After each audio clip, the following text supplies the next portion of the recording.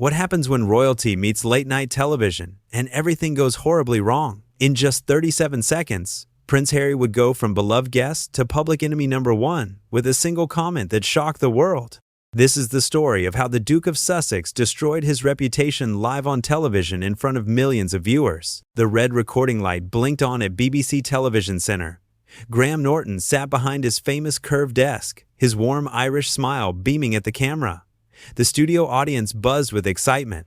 Tonight was supposed to be special. Prince Harry, the People's Prince, was making his first solo appearance on the show since stepping back from royal duties. "Good evening, everyone, and welcome to the Graham Norton Show," Graham said, his voice carrying that familiar lilt that had made him Britain's favorite chat show host. "We have an absolutely fantastic show for you tonight, and I'm delighted to welcome back to the show, Prince Harry." The audience erupted in applause as Harry walked onto the set.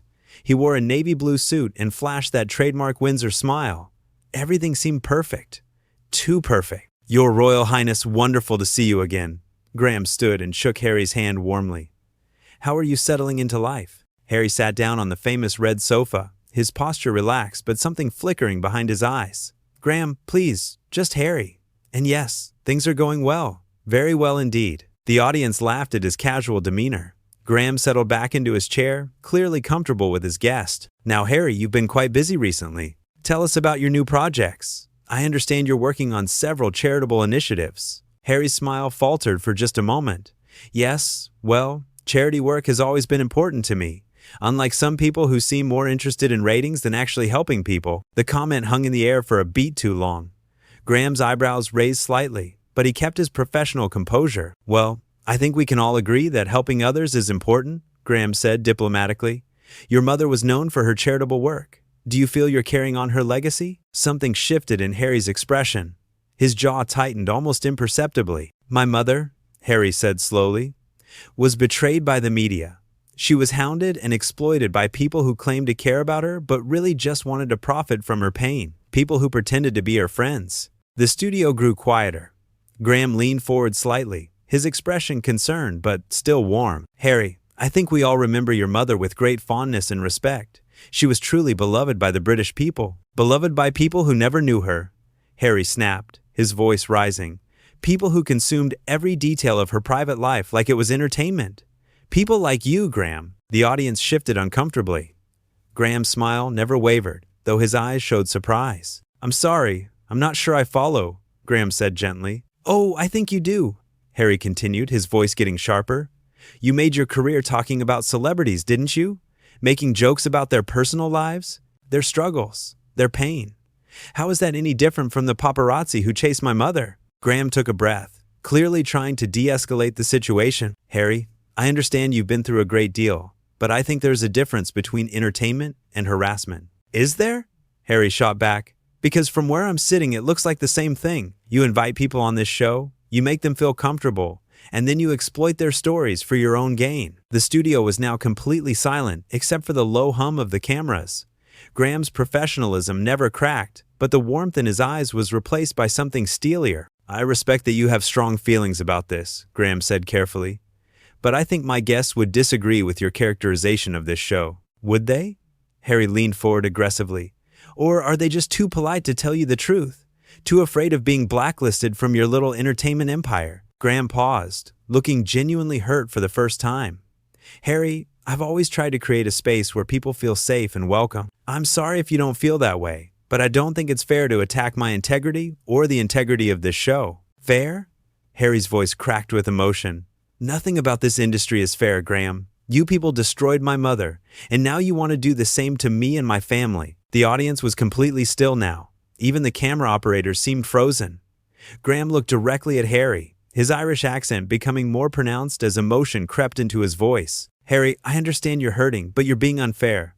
I've never done anything to hurt you or your family. In fact, I've always spoken about you and your brother with respect and admiration." "Respect?" Harry laughed bitterly. "You want to talk about respect?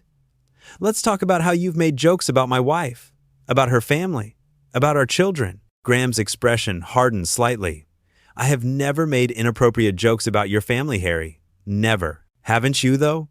Harry stood up from the sofa, towering over Graham's desk. "Haven't you sat right there and laughed along when your other guests made snide comments? Haven't you enabled the very culture that destroys people like my mother? Graham stood as well, his height matching Harry's. For the first time, his famous composure showed cracks. Harry, I think you need to be very careful about the accusations you're making.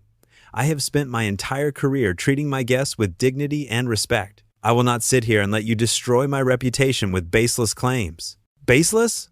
Harry's voice was now loud enough that the studio microphones picked up an echo. Everything I'm saying is true, and you know it. You're just another media parasite, Graham. Just another leech feeding off other people's pain. The words hit Graham like a physical blow.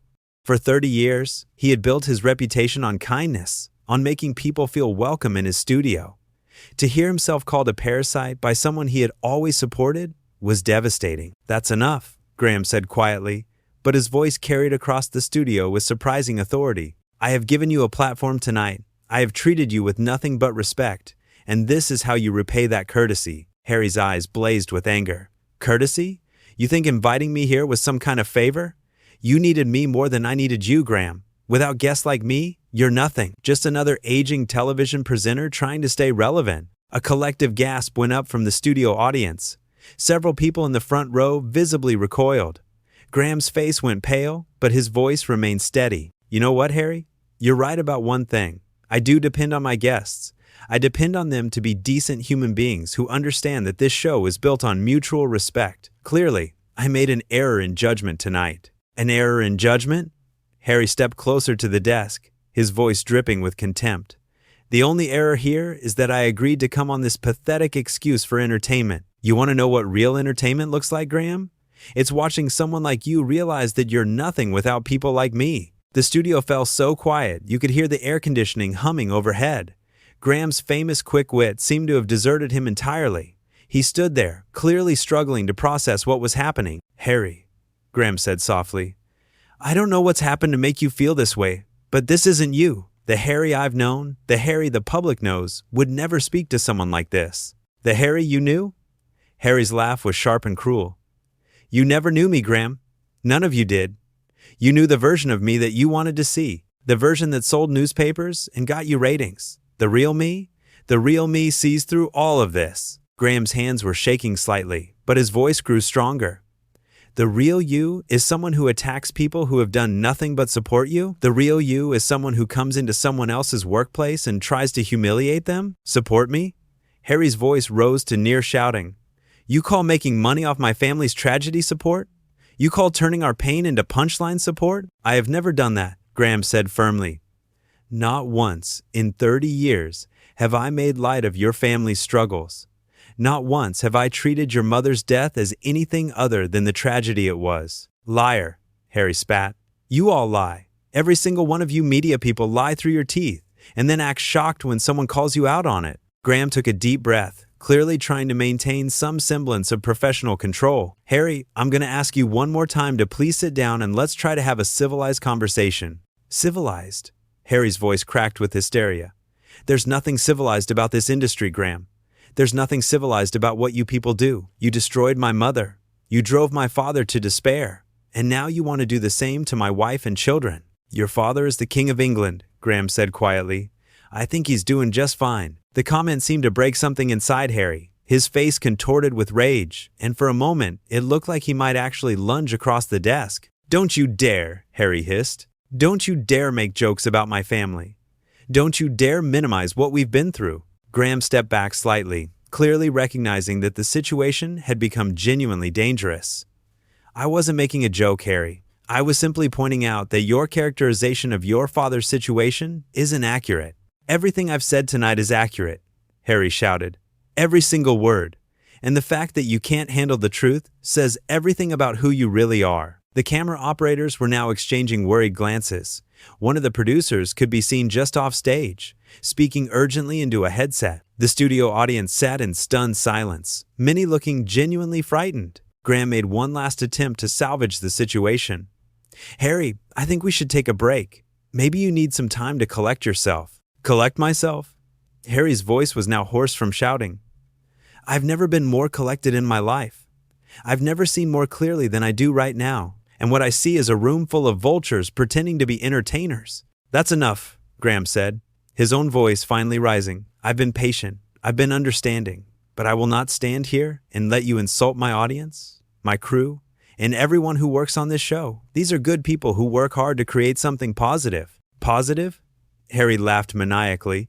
You call this positive? You call exploiting people's private lives positive? We don't exploit anyone. Graham shot back. People come on the show voluntarily. They share what they want to share. No one forces them to be here. No one forced me? Harry's eyes were wild now. Really, Graham? Because I seem to remember quite a bit of pressure from certain people to make appearances like this. I seem to remember being told it would be good for my image. Graham's expression shifted from anger to genuine concern.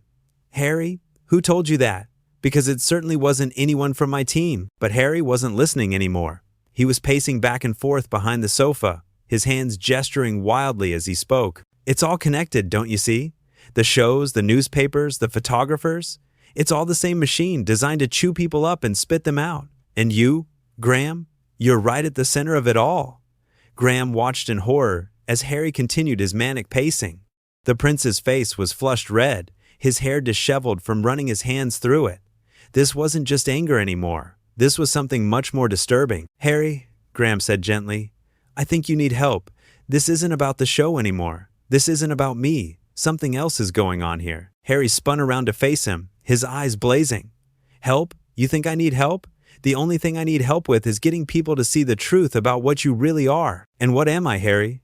Graham asked quietly. You're a predator, Harry said, his voice dropping to a menacing whisper. You invite vulnerable people into your lair, you make them feel safe, and then you destroy them for entertainment. You're worse than the paparazzi because at least they're honest about what they are. The studio audience was now visibly uncomfortable. Several people in the front rows were looking toward the exits. Graham noticed this, and his protective instincts kicked in. I think we need to end this interview now, Graham said firmly. For everyone's safety. Safety? Harry's laugh was completely unhinged now. You want to talk about safety? My mother wasn't safe. My wife isn't safe. My children aren't safe. And it's because of people like you who create the demand for this garbage. Graham walked out from behind his desk, moving slowly and carefully like someone approaching a dangerous animal. Harry, I'm going to ask security to escort you out now. This has gone far enough. Security? Harry's voice rose to a shriek. You're going to throw me out? The grandson of the Queen? You're going to have me dragged out of here like some common criminal? You're acting like a common criminal, Graham said, his own patience finally completely exhausted. You came into my studio. You attacked me personally. You've threatened my staff, and you've terrorized my audience. Yes, I'm having you removed. Harry's face went completely white with rage. You have no idea who you're dealing with, Graham. No idea at all. I am royalty. I am nobility. You are nothing compared to me. Nothing. The mask had completely slipped now. Gone was any pretense of the people's prince, the beloved royal who had charmed the world. In his place stood someone consumed by arrogance and entitlement. You know what, Harry? Graham said, his Irish accent thick with emotion. You're absolutely right. I am nothing compared to you. I'm nothing compared to someone who was born into privilege and luxury. I'm nothing compared to someone who never had to work for anything in his life. Harry's eyes narrowed dangerously. How dare you? How dare I what? Tell the truth? You want to talk about truth, Harry? Here's the truth. I grew up with nothing. I worked my way up from nothing. Everything I have, I earned. Every guest who sits on that sofa chooses to be there because they trust me, not because they were born with a title. You insignificant little man, Harry snarled. Do you have any idea what my family has sacrificed for this country? What we've given up? What have you given up, Harry? Graham shot back. Really? What have you personally sacrificed? Because from where I stand, it looks like you've been handed everything on a silver platter, and you're angry because people expect you to be grateful. The words hit Harry like physical blows. His face contorted with such rage that several audience members audibly gasped. You don't know anything about sacrifice? Harry screamed. You don't know anything about loss. You don't know what it's like to have your mother stolen from you by people exactly like you. I know what it's like to work for everything I have, Graham replied steadily. I know what it's like to treat people with respect regardless of their background. And I know what it's like to take responsibility for my actions instead of blaming everyone else for my problems. Harry looked like he was about to explode. His whole body was shaking with rage. His fists clenched at his sides. Get out, Graham said quietly but firmly. Get out of my studio.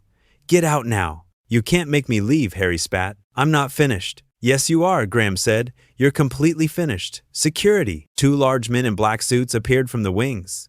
They moved quickly, but professionally toward Harry, who backed away from them like a cornered animal. Don't touch me, Harry screamed. Don't you dare put your hands on me. I am a prince. I am royalty. You cannot touch me. You're a guest who has overstayed his welcome, one of the security guards said calmly.